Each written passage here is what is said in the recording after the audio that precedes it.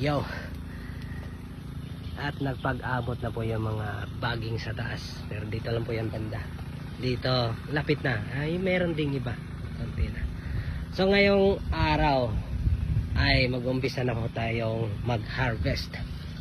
So, ika 38 days. Ito yung mga mga bunga. Ito halimbawa, ayan, pwede na harvestin yan. Ayan. Pero nakapag-harvest na tayo nung nakaraang ilang araw ba yan? 35 days. Kasi yung mga unang bunga na hindi natin natanggal, which is lumaki sila. So tinanggal natin nung nakaraan. So kung yun ang pagbabasihan, ika 35 days. Pero officially today ang unang harvest talaga natin na ating pong pambenta. Kasi yung unang harvest natin ay ating pong dinala sa simbahan, no? So halad po natin yon, first fruit. So ito, makapagpitas na tayo. So mamaya. So ito nga, hindi natanggal, oh. So ito yung kasabayan ng nakaraang araw. Yan, sobrang laki. So tatanggalin natin yan mamaya. Ika 38 days, no? Ito yung pinaka early natin so far. Yan, pitas na natin. At ganon din po dyan, meron ho tayong makukuha dyan. Dito, puwera lang dito banda kasi ito yung variety na medyo delay. So mas delay siya ng isang linggo siguro.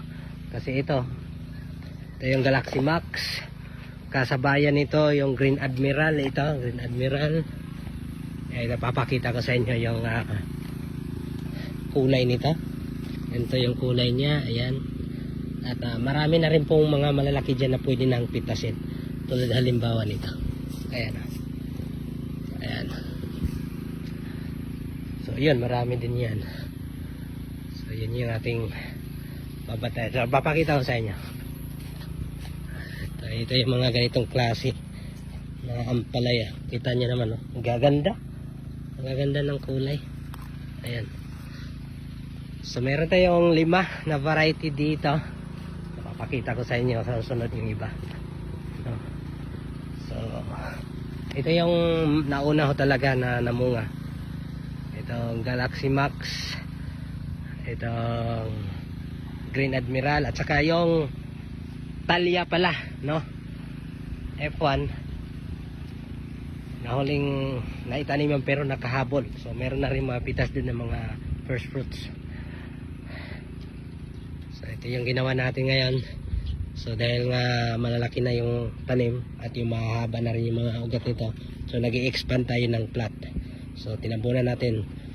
So naglagay tayo dito ng complete fertilizer. Ito nasa 1.5 kilos. Ang nilagay natin isang hilera, tinabunan natin. Dadagdagan pa natin dito ng chicken dung. So hanggang umabot po yan dito. Yung talagang kanal nitong dalawang plot nito nasa gitna. So maganda tingnan pag nalinis na, no. So sabi nung may nag-comment na maganda daw yung tanim ko kaso madamo. Ito halimbawa hindi pa madamo. Ayan. So madamo. So kailangan linisin niya. So ito naumpisa na natin dahil marami ho tayong inasikaso, kaya di bale, ito yung kagandahan pag naka-plastic mulch tayo, no? Ay talagang kahit madamo ho yung sa gitna, safe po yung ating tanim. So ito, malinis na. Ito, okay na ito lahat. Ang ganito na. So that's it, and thank you Lord. Merry Christmas ulit and advance Happy New Year. Yo.